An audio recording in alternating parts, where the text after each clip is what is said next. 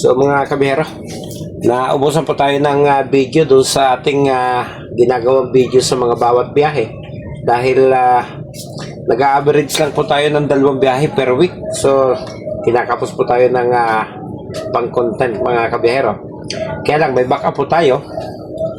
Pag nakakabit po itong aking dashcam, may mga video po akong patuloy na nagro-review yung camera habang tayo po ay nasa biyahe. So magtatanggal po tayo ng ilang video dito sa ating dashcam para may maipang content po tayo mga kabiyero.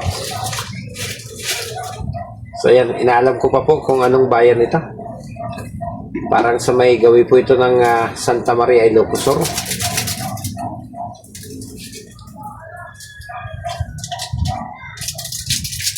Ito pa ho yung biyahe natin noong nakaraang mahal na araw mga kabiyahero.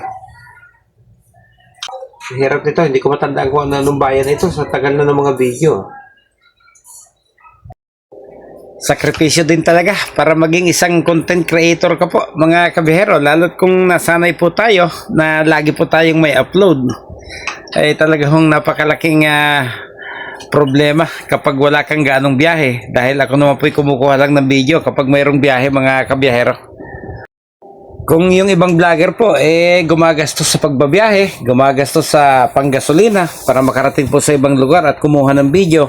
So tayo po bilang isang tourist bus driver, hindi po ganon.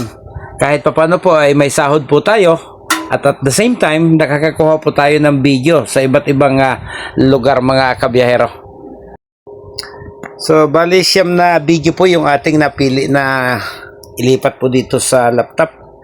Yung po kasing aking dashcam, malaki po yung resolution, hindi po siya maidirekta doon sa aking cellphone. Sa cellphone po kasi ako nag-i-edit.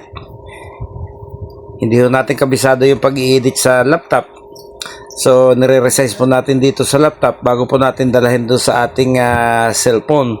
So, yung po aking dashcam ay nakaset ng 1.1 minute before cut off nung every video. So bali 9 na minuto po, 9 na video yung ating kukunin, at pag inedit po natin, hahatiin natin para maging 2 upload mga kabiyahero. So may napili na po tayo. Downloading na po siya. So pag na-kompleto na po at nailipat na po natin doon sa ating USB, so yung USB na po ang ating gagamitin doon sa ating cellphone para po sa ating editing mga kabiyahero. So ayan po yung ating USB. Hintayin lang po natin makompleto po yung pagda-download sa ating folder bago po natin isahang ililipat dito po sa ating USB.